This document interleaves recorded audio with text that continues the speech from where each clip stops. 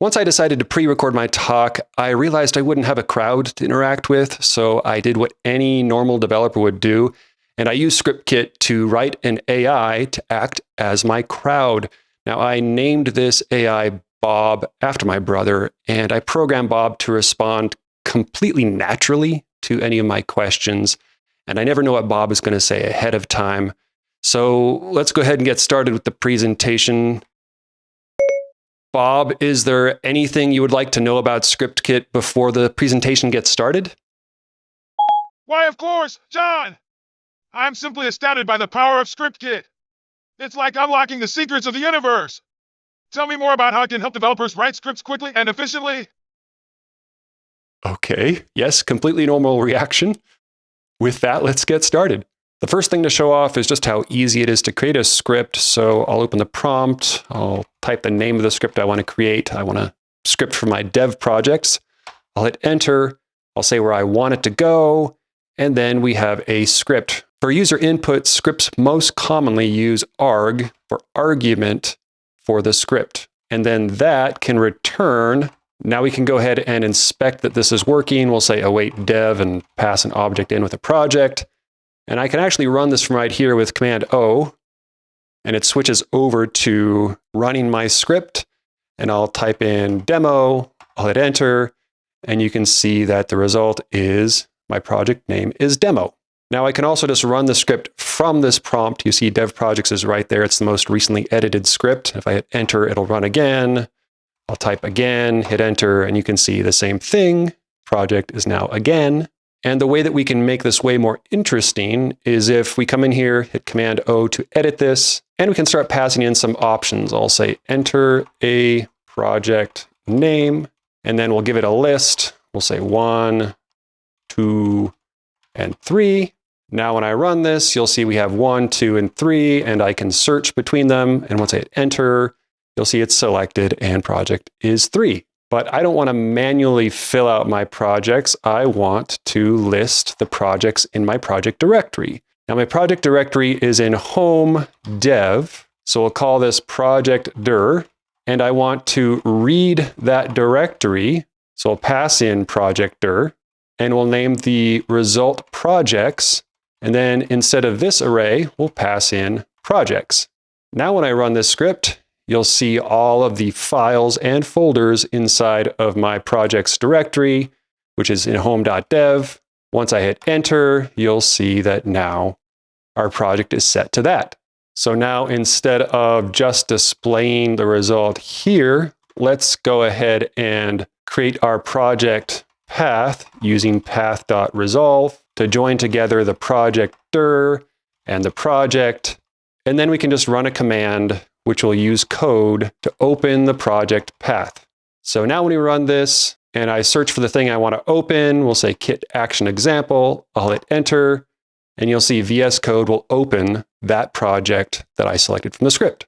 So if you look at the script again, you get your project directory, you read it, you pass it in as an array, and then you join together the project directory and the selected project, and then you open that in code. Bob, what do you think of opening projects using ScriptKit?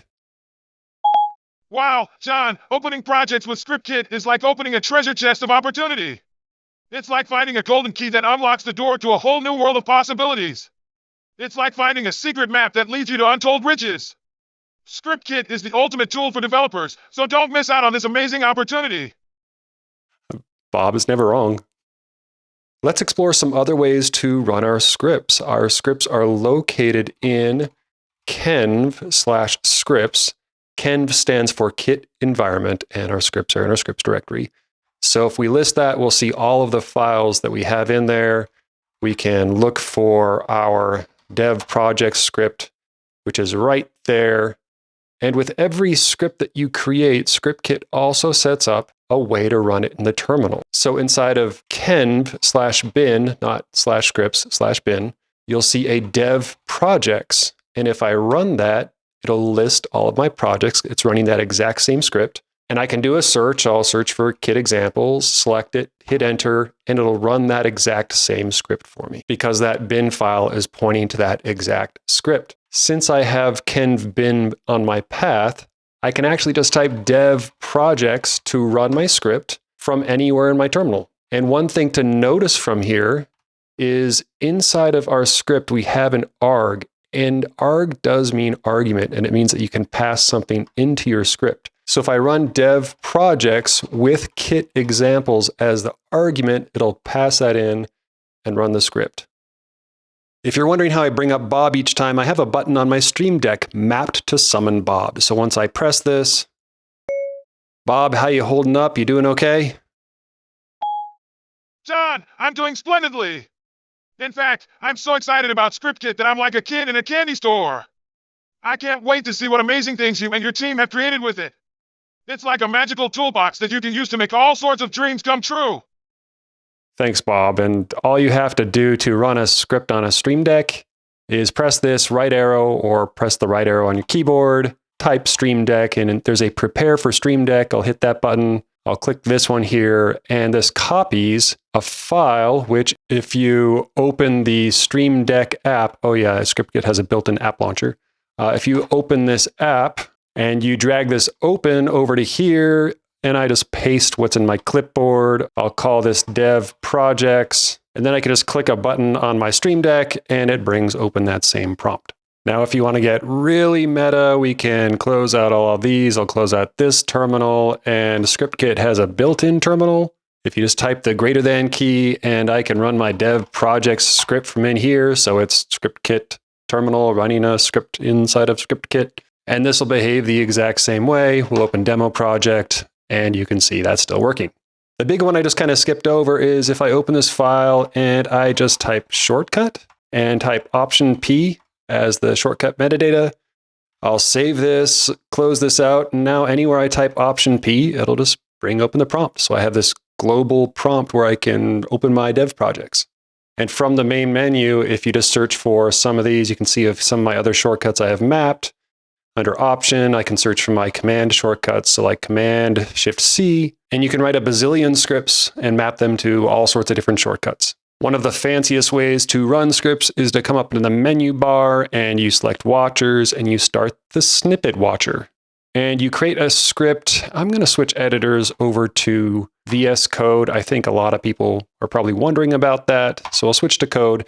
And now I'll create a script called fake name, hit enter, and open this. And this will launch open in my code editor. It launched on my other monitor. So far, we've just been using the built-in Kit editor, but you can use whatever editor you want for these because it's literally JavaScript and TypeScript files inside of a scripts directory. And I'm going to use the npm helper to install Faker.js and then grab Faker off of that. And then I'm going to get a first name off of this. We'll say first name is faker.name and invoke the first name function. And from here, we're going to use set selected text is the first name. Now I'm going to drop a comment down here. So when it types this out, it's in a comment, and I'll just run my fake name script and you can see it set the selected text to Aubrey right there. But the fancier way to run this is to come up here and say snippet, and I'll say FN for fake name, comma, comma. You can pick whatever you want. And now when I come down here and I type FN, comma, comma, it'll delete that and paste in the name that it generated. So this will work anywhere. If I bring over a Google Docs and I just type FN, comma, comma, it'll drop in that name for me. And because this is a script, you can imagine getting the data for that name from anywhere, from an API or from a file or from anything. Now, one thing I didn't show is if I come up here to Kit and I had already installed Faker. So if I uninstall Faker, so that'll open the terminal and run npm uninstall Faker. The next time I run this script, so if I run fake name now, you'll see it'll prompt me and say, are you sure you want to install Faker? There's been this many downloads. And I'll say, yes, I do. And it'll open the terminal, it'll install it for me. And then once I continue the script, it'll continue on and paste in that text for me. So that npm helper will install packages for you and it'll prompt you first before installing it so you can confirm if it's the correct one or not. Now, a pro tip here is if you're using TypeScript, you'll probably want to do type of import Faker Faker here so that you get the nice autocomplete off of Faker so you can see all the options here. Because unfortunately in TypeScript, it's impossible to do dynamic typing on dynamically loaded modules. So this is the trick for typing a dynamically loaded module. So let's go ahead and check in with Bob. Bob, how do you feel about using snippets to run scripts so that you can run your scripts anywhere just by typing a couple of keys on the keyboard?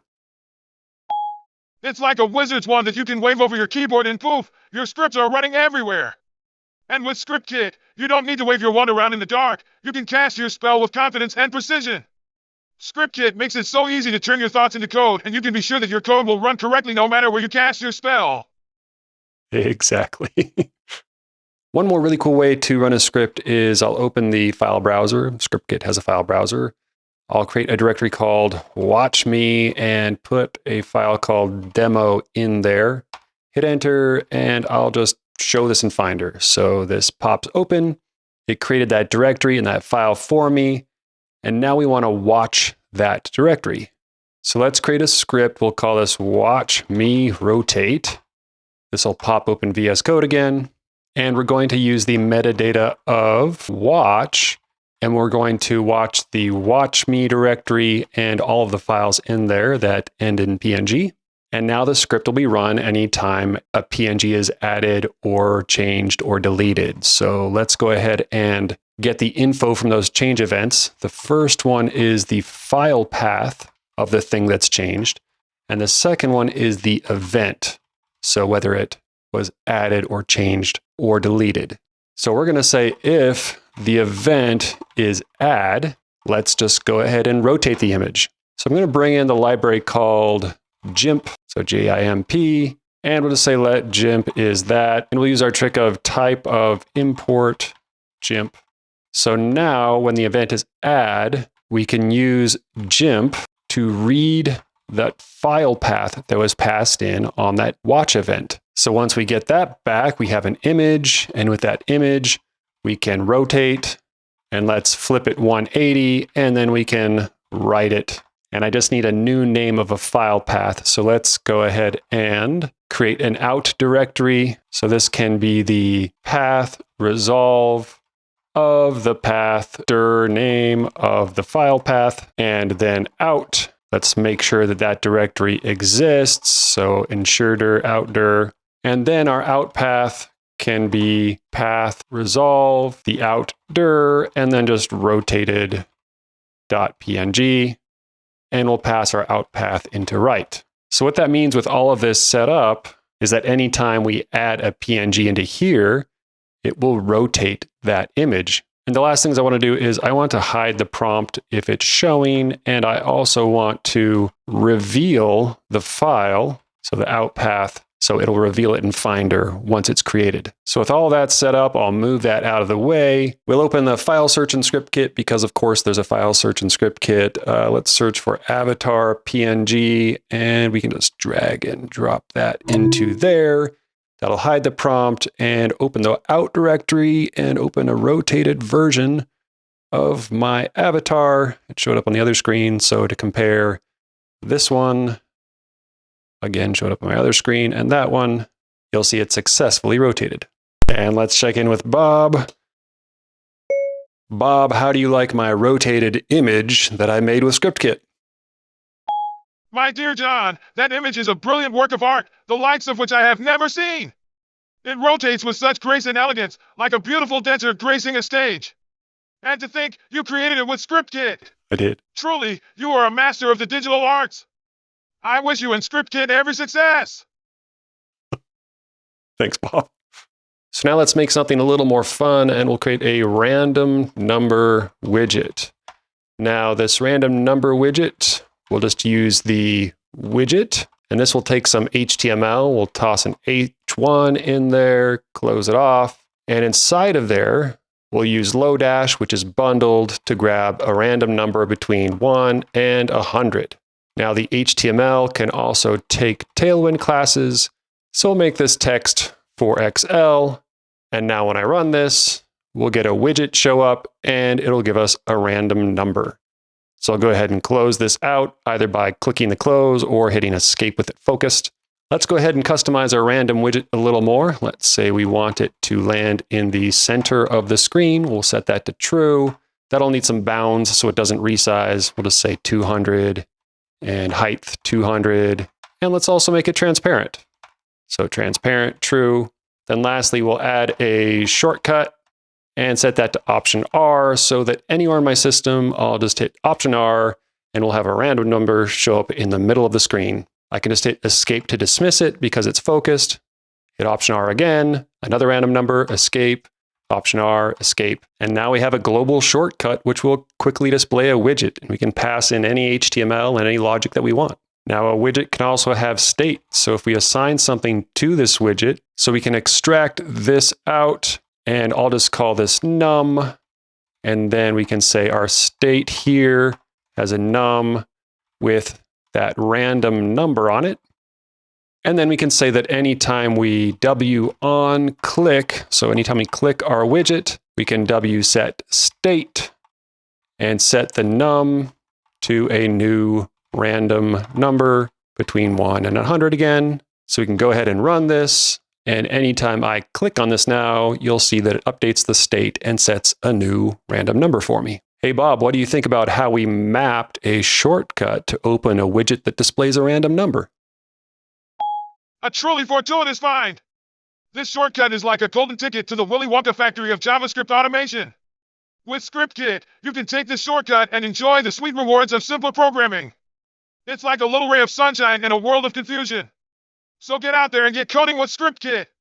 Once you install the ScriptKit extension in VS Code, we'll go over into our scripts directory. We'll create a new file. We'll just call this vscode-features.js.